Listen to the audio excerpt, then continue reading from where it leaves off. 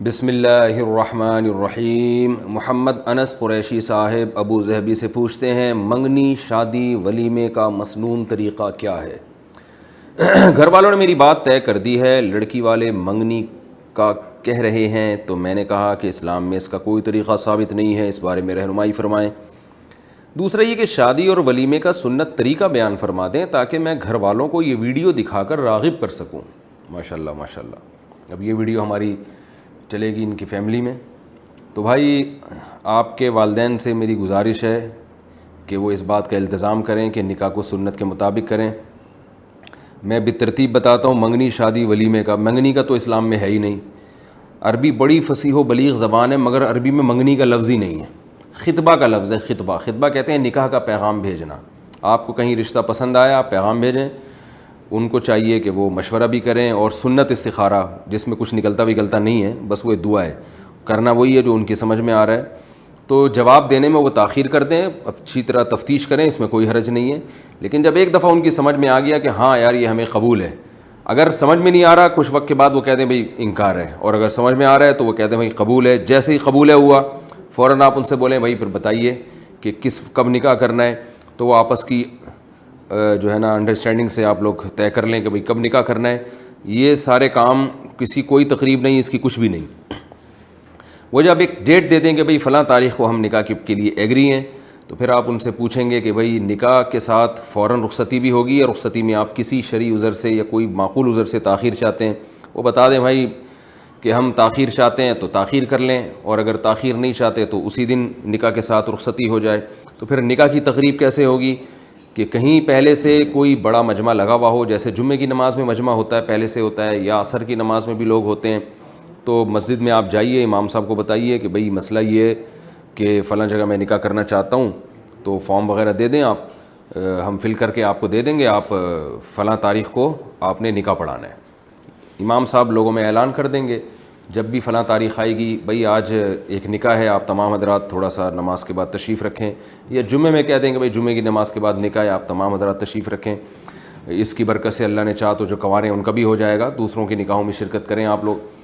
تو وہ جو لوگ بیٹھے ہوئے ہوں گے، تو جو دلہن ہے اس کے ابا، بھائی اور جو قریبی رشتہ دار ہیں وہ اس مجلس میں پہنچ جائیں، اپنے گھر سے سیدھا وہاں پہنچیں، دلہن گھر میں بیٹھی ہے، اس سے سگنیچر لے لیے، اس سے اجازت لے لی کہ بھائی ہم آپ کا نکاح فلاں سے کرا رہے ہیں، اتنے مہر میں راضی ہو۔ وہ خاموش رہے گی تو اس کی خاموشی رضا ہے، اگر ابا اس سے پوچھ رہے ہیں یا بھائی اس سے پوچھ رہے ہیں۔ اس کے بعد جب وہ مسجد میں وہ لڑکی والے پہنچ گئے، ادھر سے دولہا ٹائم پہ پہنچ گیا۔ یہ ٹائم اس لیے کہہ رہا ہوں کہ میں خود بھی نکاح پڑھاتا ہوں، ٹائم پہ دولہا ہی نہیں پہنچتا تو میں اس سے کہتا ہوں یار تم اپنی شادی میں ٹائم میں نہیں پہنچ رہے تو باقی کام کیا تم ٹائم پہ کرو گے۔ تو ٹائم پہ آپ پہنچ جائیں تو امام صاحب، جو بھی قاضی صاحب ہیں، امام صاحب ہیں، وہ نکاح پڑھا دیں، بھائی میں نے فلانی کا نکاح ڈمکانے سے کرا دیا، اتنے مہر میں قبول ہے بھائی۔ تو اس موقع پر لڑکے والے اگر کوئی چھوارے مٹھائی وغیرہ بانٹنا چاہیں تو بہت اچھی بات ہے، اور پھر وہیں سے لڑکی والے اپنے گھر تشریف لے جائیں۔ لڑکے والے اگر رخصتی ہے تو لڑکے والے بھی ان کے ساتھ چلے جائیں، اور نہیں ہے رخصتی تو جب رخصتی ہوگی اس وقت جا کے دلہن کو لے آئیں۔ تو یہ تو نکاح کا ہو گیا، اور کوئی بارات ورات نہیں ہوگی اس میں۔ پھر کیا ہوگا کہ جب رخصتی کا ٹائم ہے تو لڑکے کی طرف سے بھائی اس کی اماں، اس کی بہنیں، جو بھی دلہن کو لے جانا چاہتی ہیں، بڑی عزت محبت کے ساتھ جائیں دلہن کے گھر میں۔ لڑکے والے جو ہے پھر وہ دلہن کو لینے چلے جائیں، بارات نہ جائے، 4-5 افراد چلے جائیں، دولہے کی اماں چلی جائیں، دولہے کی بہنیں چلی جائیں، اور اگر دولہا بھی چلا جائے تو بھی بہت اچھی بات ہے۔ وہ حسب ذائقہ آپ خود یعنی فیصلہ کر لیں گے کہ دولہا کو جانا چاہیے کہ نہیں جانا چاہیے۔ بعض علاقوں میں رواج ہوتا ہے دولہا بھی جاتا ہے، بعض میں رواج ہوتا ہے دولہا نہیں جاتا۔ تو خیر 5-6 افراد چلے جائیں، تو جب وہ دلہن کے گھر جائیں گے رخصتی کے لیے گاڑی واڑی لے کے یا گھوڑا لے کے، تو پھر اگر کھانے کا ٹائم ہے تو لڑکی والے ان کو کھانا کھلا دیں، معزز مہمان ہیں، چائے کا ٹائم ہے تو چائے پلا دیں، تو وہ حسب ذائقہ جیسا کرنا چاہیں۔ اس کے بعد جناب وہ دلہن کو بٹھا کے لے آئے دولہا کے گھر میں۔ اگلے دن دولہا صاحب، اگلے دن یا 3 دن کے اندر اندر دولہا صاحب ولیمہ کریں، اور اس میں اپنی استطاعت کے بقدر لوگوں کو بلائیں، اس میں کہ بھئی آ جاؤ بھئی، سیپریٹ انتظام ہونا چاہیے، خواتین کا الگ، مردوں کا الگ، اس میں جناب آپ کھانا وانا کھلائیں اور سب پتلی گلی سے کھانا کھا کے واپس نکل جائیں۔ تو یہ سنت طریقہ ہے۔ تو اس کے علاوہ جو کچھ ہو رہا ہے یہ غلط رسومات ہیں، ہندوؤں سے لی گئی چیزیں ہیں، جس کی وجہ سے معاشرے کا بیڑا غرق ہو رہا ہے۔ تو اللہ کا واسطہ ان رسومات کا بائیکاٹ کرنے کی کوشش کریں آپ. مچھر جلانے والی مشین کے استعمال کا حکم. سلیم ندوی انڈیا سے پوچھتے ہیں کیا مچھر کو جلا دینے والی مشین کا استعمال جائز ہے؟ جائز ہے بھائی، ضرورت کی وجہ سے، کیونکہ ایک ایک مچھر کو الگ الگ پکڑ کے مارنا تو آسان کام نہیں ہے، تو مجبوراً اس کی گنجائش ہے. تمام علماء کا اس پہ اتفاق ہے کہ یہ جو مکھیاں جلانے والی مشین ہے یا مچھر جلانے والی مشین یہ استعمال کر سکتے ہیں. کیا موبائل میں قرآن پاک ڈاؤن لوڈ کر سکتے ہیں؟ محمد حنیف مہاراشٹر سے پوچھتے ہیں کیا موبائل میں قرآن پاک ڈاؤن لوڈ کر سکتے ہیں یا نہیں، جبکہ غلطی سے کبھی فون باتھ روم میں بھی چلا جاتا ہے، نیز ہمیشہ باوضو بھی نہیں رہتے، تو اس میں کوئی بے ادبی تو نہیں ہے؟ بھائی موبائل میں قرآن ڈاؤن لوڈ کریں آپ، اور اگر واش روم میں جانا ہو تو ڈسپلے پہ قرآن کا صفحہ کھلا ہوا نہیں ہونا چاہیے. اگر ڈسپلے پہ قرآن کی آیتیں کھلی ہوئی ہیں پھر واش روم میں لے جانا بے ادبی ہے. اگر وہ میموری کارڈ میں ہے، ڈسپلے سے غائب ہے، پھر کوئی حرج نہیں ہے، کیونکہ وہ جو قرآن کا پیج ہے وہ 0101 ڈیجیٹل فارم میں ہوتا ہے، وہ آیتوں کی شکل میں نہیں ہوتا. جب وہ کھلتا ہے تو پھر آیتوں کی شکل میں آپ کے سامنے آتا ہے. تو اگر وہ پیج آف ہوا ہوا ہے یا وہ ڈسپلے پہ یعنی اسکرین پہ ظاہر نہیں ہو رہا تو پھر آپ اس کو واش روم میں لے جا سکتے ہیں، اور بے وضو ہونے میں بھی کوئی حرج نہیں ہے.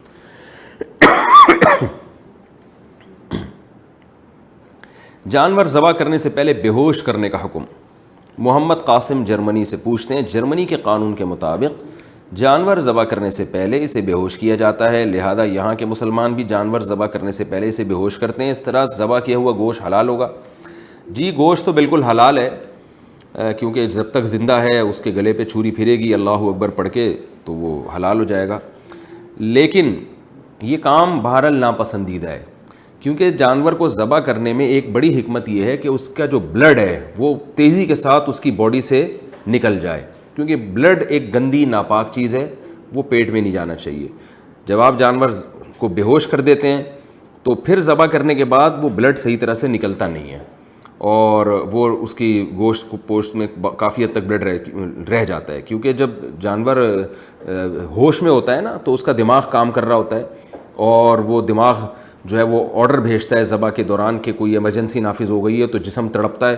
اس سے کیا ہوتا ہے کہ دل بہت زور سے دھڑکتا ہے، اور جتنا بلڈ ہے وہ بہت تیزی کے ساتھ اسپیڈ کے ساتھ اس کی رگوں سے نکل جاتا ہے. بے ہوشی میں یہ حکمت فوت ہو جاتی ہے. تو اس لیے شریعت کی حکمت اور مزاج کے بہرحال یہ عمل خلاف ہے، کیونکہ وہ گوشت صحیح طرح سے پاک نہیں ہوتا، لیکن حلال ہے، حرام نہیں ہے، ناپسندیدہ ہے، مکروہ ہے، اس لیے اس عمل سے حتی الامکان اجتناب کرنا چاہیے. ہاں جانور اتنا پاورفل ہے کہ وہ قابو میں ہی نہیں آ رہا، پھر ایک الگ بات ہے، لیکن نارملی یہ پسندیدہ عمل نہیں ہے. دودھ پیتے بچے کی الٹی کا حکم. محمد طاہر اٹک سے پوچھتے ہیں دودھ پیتے بچے یا بچی کی الٹی کا کیا حکم ہے؟ کیا وہ ناپاک ہوتی ہے؟ نہیں جناب، وہ ناپاک نہیں ہوتی، وہ پاک ہوتی ہے. وہ علامہ اقبال ایک دفعہ بازار میں جا رہے تھے تو وہاں لکھا ہوا تھا، وہ پڑھنے لگے بازار میں بڑھیا کو الٹی آ گئی، تو اصل میں لکھا ہوا تھا بازار میں بڑھیا کوالٹی آ گئی، بڑھیا کوالٹی. تو ان کا بچپن کا بڑا دلچسپ واقعہ ہے. تو یہ جب بھی میں کو الٹی کا لفظ کہیں پڑھتا ہوں نا تو مجھے وہ لطیفہ یاد آ جاتا ہے.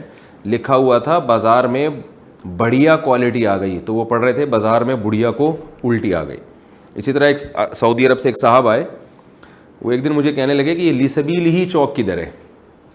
کہیں انہوں نے بورڈ میں دیکھ لیا لسویلا چوک، تو وہ اس کو پڑھ رہے ہیں کہ لیسبیل ہی چوک کدھر ہے. تو میں نے کہا جمعہ گلن سے پوچھیں. ہمارے ساتھ ایک بلوچی کھڑے ہوئے تھے، ان کا نام تھا جمعہ گل. وہ جمعہ گل ایسے لکھا جاتا ہے نا، تو اس کو جمعہ گلن بھی پڑھ سکتے ہیں. تو میں نے کہا جمعہ گلن بتائے گا آپ کو کہ لیسبیل ہی چوک کدھر ہے. تو عورتیں جمعہ کی نماز کیسے پڑھیں؟ سندس قاضی. خواتین جمعہ کی نماز 2 رکعت پڑھیں گی یا ظہر کی 4 رکعت؟ بھائی خواتین اگر جماعت سے جمعہ کی نماز پڑھ رہی ہیں تو جیسے مرد 2 رکعت پڑھتے ہیں خواتین بھی 2 رکعت پڑھیں گی، ظہر کی نماز ان سے ساقط ہو جائے گی. اور اگر وہ اخپل طریقے سے نماز پڑھ رہی ہیں یعنی اپنی الگ نماز پڑھ رہی ہیں، جماعت سے نہیں پڑھ رہی، تو پھر وہ ظہر ہی کی پڑھیں گی، پھر وہ جمعہ نہیں پڑھیں گی. 4 سنت موقدہ، 4 فرض اور 2 سنت موقدہ.